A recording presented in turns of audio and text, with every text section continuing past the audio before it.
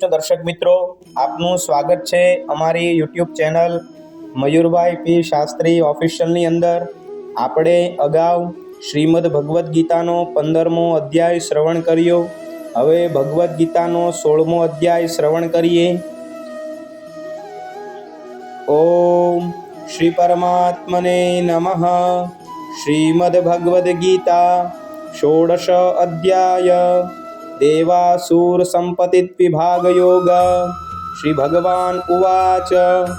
શ્રી ભગવાન બોલ્યા, ભયનો સંપૂર્ણપણે અભાવ હોવો, અંતઃકરણ પૂર્ણ રૂપે નિર્મળ હોવું, તત્વજ્ઞાનને અર્થે ધ્યાન યોગમાં નિરંતર દ્રઢ સ્થિતિ હોવી, સાત્વિક દાન કરવું, ઇન્દ્રિયોને પોતાના વશમાં રાખવી, ભગવાન દેવતા અને વડીલોની પૂજા કરવી, તેમજ અગ્નિહોત્ર આદિ ઉત્તમ કર્મોનું આચરણ કરવું, વેદશાસ્ત્રોનું પઠન પાઠન અને ભગવાનના નામ તેમજ ગુણોનું કીર્તન કરવું, સ્વધર્મ પાલન અર્થે કષ્ટ સહેવું તથા શરીર અને ઇન્દ્રિયો સહિત અંતઃકરણમાં રુજુભાવ હોવો, મન, વાણી અને શરીરથી કોઈ પણ પ્રકારનું કોઈને કષ્ટ ન આપવું, યથાર્થ અને પ્રિય બોલવું, પોતાના પર અપકાર કરનાર ઉપર પણ ક્રોધ ન હોવો, કર્મોમાં કર્તાપણાના અભિમાનનો ત્યાગ કરવો, અંતઃકરણની ઉપરતી એટલે કે ચિત્તની ચંચળતા ન હોવી, કોઈનાય નિંદા આદિ ન કરવા, સર્વભૂત પ્રાણીઓ પર કશાય હેતુ વિના દયાભાવ રાખવો,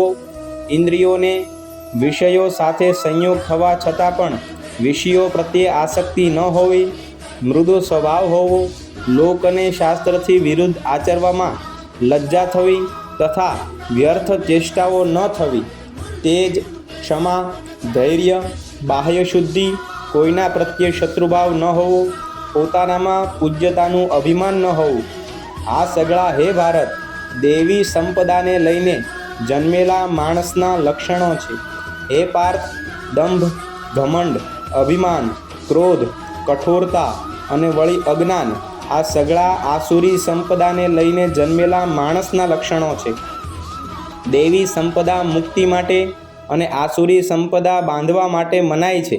તું દેવી સંપદાને લઈને જન્મ્યો છે, માટે હે પાંડવ તું શોક કરમાં. હે પાર્થ, આ લોકમાં ભૂતોની સૃષ્ટિ એટલે કે મનુષ્ય સમુદાય બે જ પ્રકારના છે, એક દેવી પ્રકૃતિનો અને બીજો આસુરી પ્રકૃતિનો. એમાંથી દેવી પ્રકૃતિના સમુદાય વિશે તો વિસ્તારથી કહ્યું. હવે તું આસુરી પ્રકૃતિના મનુષ્ય સમુદાય વિશે પણ વિસ્તારપૂર્વક મારી પાસેથી સાંભળ. આસુરી સ્વભાવના માણસો પ્રવૃત્તિ અને નિવૃત્તિ આ બેયને નથી જાણતા, માટે એમનામાં નથી તો બાહ્ય આંતરિક શુદ્ધિ હોતી, નથી શ્રેષ્ઠ આચરણ હોતું કે નથી સત્ય ભાષણ પણ હોતું. આસુરી પ્રકૃતિના એ માણસો કહ્યા કરે છે કે જગત આશ્રય વિનાનું, સાવ અસત્ય અને ઈશ્વર વિના આપમેળે પણ સ્ત્રી પુરુષના સંયોગથી ઉદ્ભવ્યું છે, માટે કેવળ કામ જ એનું કારણ છે.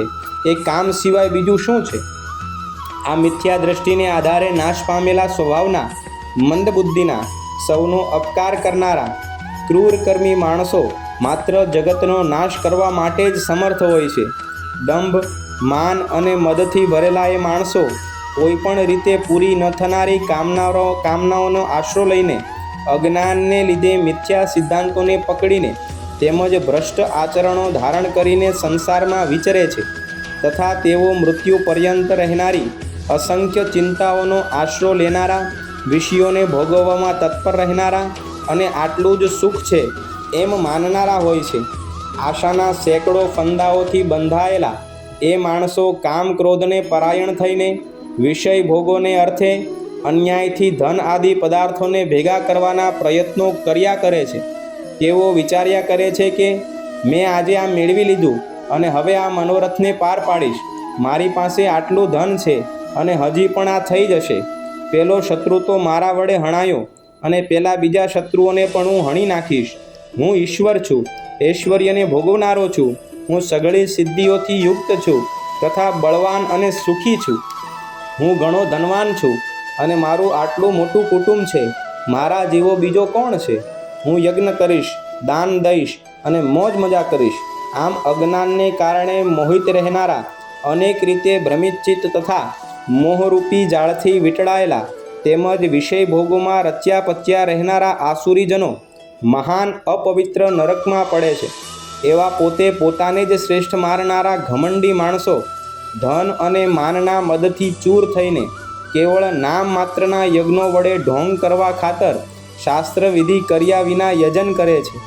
અહંકાર, બળ, ઘમંડ, કામના અને ક્રોધ આદિને પરાયણ રહેનારા, એ સિવાય બીજા આચનારોમાં રચ્યા પચ્યા તથા બીજાની નિંદા કરનારા એ માણસો પોતાના તેમજ બીજાના શરીરમાં રહેલા મુજ અંતર્યામીનો જ દ્વેષ કરે છે. એ દ્વેષ કરનારા પાપાચારીઓ અને ક્રૂર કર્મી નરાધમોને હું સંસારમાં વારંવાર આસુરી યોનિઓમાં જન્મમાં નાખું છું. હે કૌંતેય, એ મૂર્ખાઓ મને પામ્યા વિના જ જન્મો જન્મ આસુરી યોનિને પામે છે. પછી એનાથી એ ઘણી નીચ ગતિને પામે છે, એટલે કે ઘોર નરકોમાં પડે છે.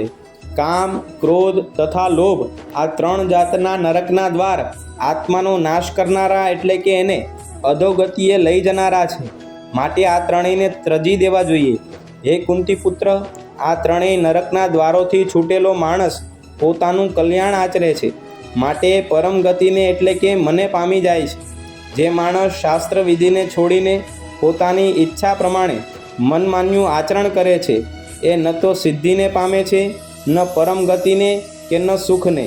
આથી તારા માટે આ કર્તવ્ય અને અકર્તવ્યની વ્યવસ્થામાં શાસ્ત્ર જ પ્રમાણ છે એમ જાણીને તારા માટે શાસ્ત્રવિધિ પ્રમાણે નિયત થયેલું કર્મ જ કરવા યોગ્ય છે. ઓમ તત્સદિતિ શ્રીમદ્ ભગવદ્ ગીતા સુપનિષત્સુ બ્રહ્મ વિદ્યાયામ યોગશાસ્ત્રે શ્રી કૃષ્ણ અર્જુન સંવાદે દેવાસુર સંપદ વિભાગ યોગ નામ ષોડશોઅધ્યાય. શ્રી કૃષ્ણાર્પણમસ્તુ. અમારા આવા નવા વિડીયો શ્રવણ કરવા માટે અમારી યુટ્યુબ ચેનલ મયુરભાઈ ટી શાસ્ત્રી ઓફિશિયલને લાઈક કરો, કમેન્ટ કરો, શેર કરો અને સબસ્ક્રાઈબ કરો. જય શ્રી કૃષ્ણ.